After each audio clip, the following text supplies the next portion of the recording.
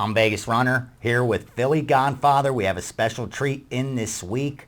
He's been in Vegas for a couple days doing damage at the sportsbook. You've been on fire. Haven't lost a game yet. At all. And you cashed some parlay tickets throughout the couple days. That was the best part. Yeah, I play them for fun. Yeah, that's what I say. They're lotto tickets, right. But you got a better edge than a lotto because you've done some work. Right. You're not just, picking numbers randomly. And when you're killing it, you got to just throw a couple $100. I always say that. When I'm running hot, call it a square bet. Tell me that the house has a higher edge. I don't care. I toss in those 4, 5, 6, 7 teamers. It's not going to stop you. No, obviously, if you're betting a nickel a game, I'm not telling you to go up and bet nickel parlays. No. You know what I mean? No. But if you're betting a nickel a game and you have like 5 games, and you don't throw a $50 parlay in case you sweep and you're going to pick up an extra dime, you're crazy when you're running hot. I'll do that every day. Yeah. Call me a square. I'm happy about it. I mean, we're gamblers. Yeah, at heart. At the end of the day, deep back in there. Yeah. You want to gamble a little bit. If you're in this racket, you're a gambler. Yeah. The sharpest guys in the world are gamblers, and that's why if you talk to even the best handicappers, the best sports bettors, I haven't met one who hasn't told me they've lost a bankroll one time in their life. I mean, we bet football every day, we bet baseball every day, but then when we're on a golf course, we gamble a little bit. Exactly. We're watching some, You're going to, exactly. I couldn't have put it better myself. Now, there's videos and talk about breaking down teams, breaking down matchups. I love that stuff, don't get me wrong. And during the season, that's some key information to find winners.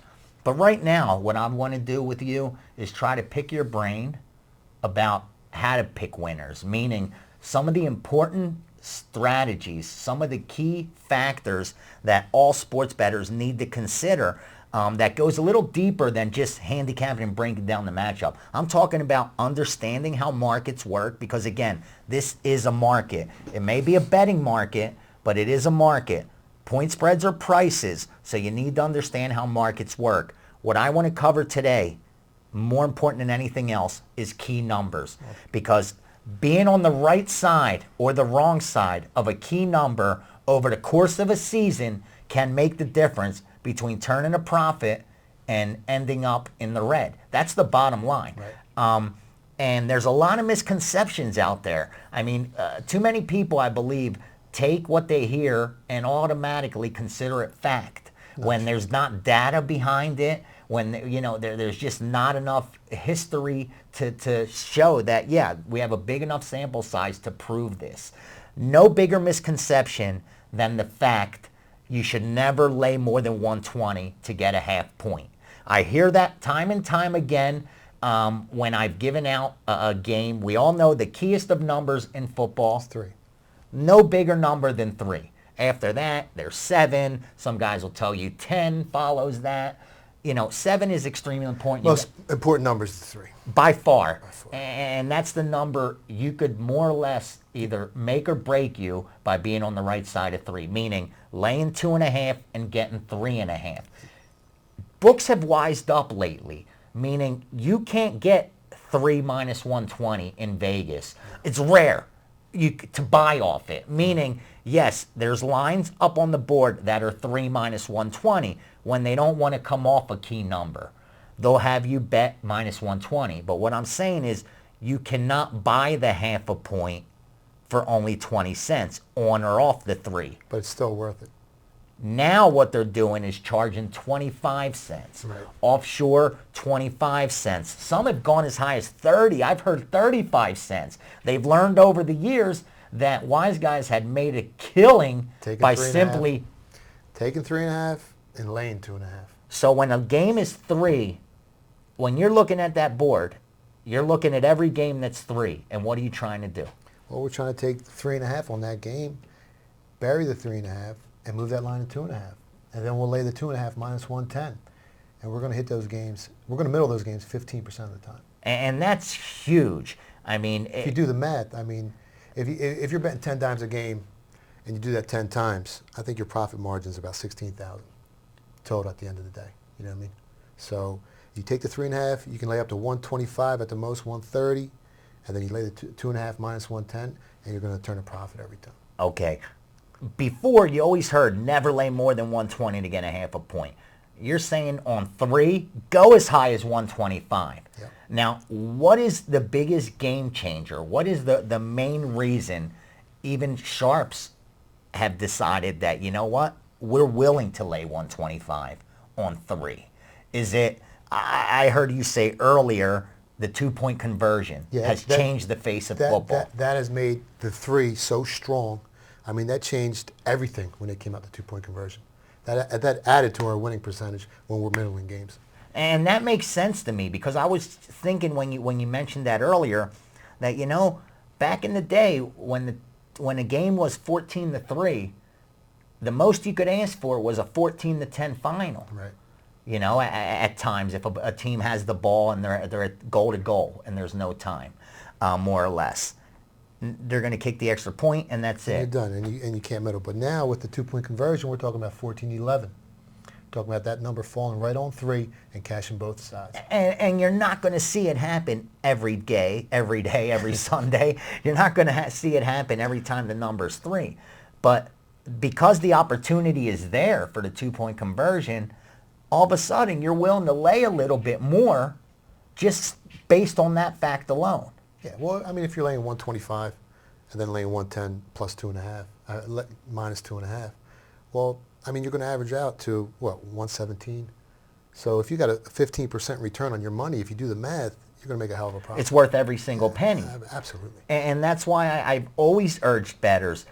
Sometimes it's even better to pass if you're not able to get the best of the number 3. Number's key, man. You got to have the right number. Yes, so many games are going to fall on that 3. Yeah. And I know there was a study done when the game is 3 by simply being on the right side, meaning if you were able to lay 2.5 or get 3.5 every time a game closed at 3, that alone would have put you ahead. Enough games land on 3. The misconception is with these bettors that they want to bet on teams. We're not betting on teams. We're betting on numbers. We're buying numbers. And that's where you make your money, buying numbers. The only way you would ever lay 3.5 is if the true line should have been 5.5. Yeah, but I mean...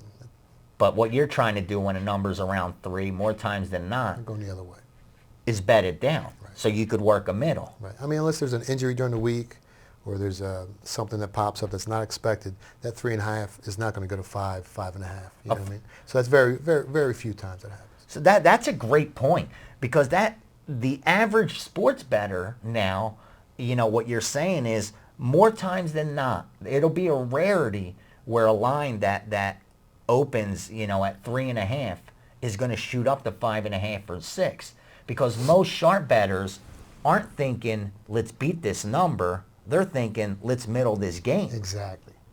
I mean, it's not even about the teams. No. It's about the number. The probability of a game ending on 3 is higher than any other number.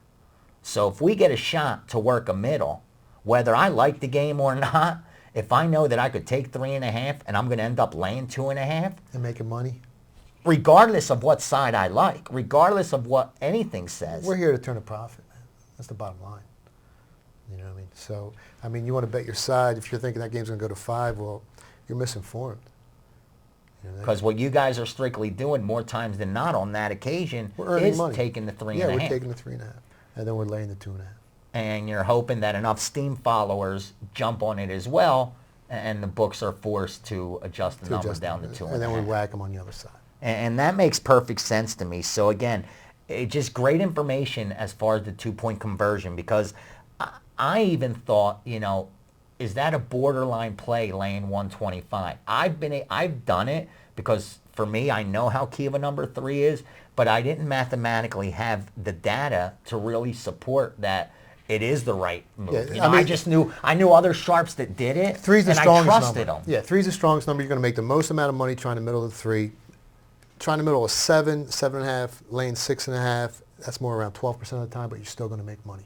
I mean, a lot of the money we've made over the years was piggybacking sharps, you know, and the sharpest bettors in the country. I'm the first to admit that. You know, check your ego at the door. And the bottom line is, you know, I was willing to lay 125 because I saw guys that I knew out here were runners, that I knew were moving steam, and they were willing to do it. Right, so you just piggybacked it, but you didn't know why we were doing it. Exactly. And now that you brought up that the 2-point conversion has added enough extra value, Changed the whole game, to where you're not just looking to lay minus 120, you're willing to lay minus 125. That's huge. Yeah, absolutely. That to me is huge. Now I could rest a lot more comfortably knowing it wasn't the square move. You know, I've been accused of that before. Who would say lay 125 for a half a point? Well, here you have it.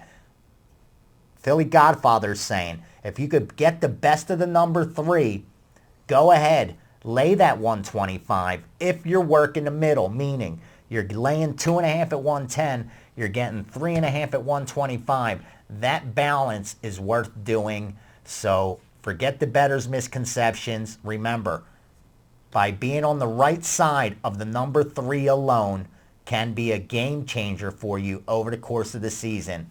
My advice, if you can't get the best of the 3, sometimes it's better to pass, right? Yeah, better to pass, absolutely. So you seeing that 4.5 out there, don't jump on the favorite right away. Attempt like a sharp would do and say, you know what? Let me try to work a middle. I don't care if it's for $50. You know, that by getting into the habits of doing the right thing over and over, that's the only way you're going to start changing the way you think, and that's the only way you're going to start working your bankroll like a sharp. And the more you approach the game that way, the bigger your bankroll is going to get, the bigger your positions will get, the bigger your profit will get. I'm Vegas Runner. That's Philly Godfather, and that's exactly why 3 is the most important number in football.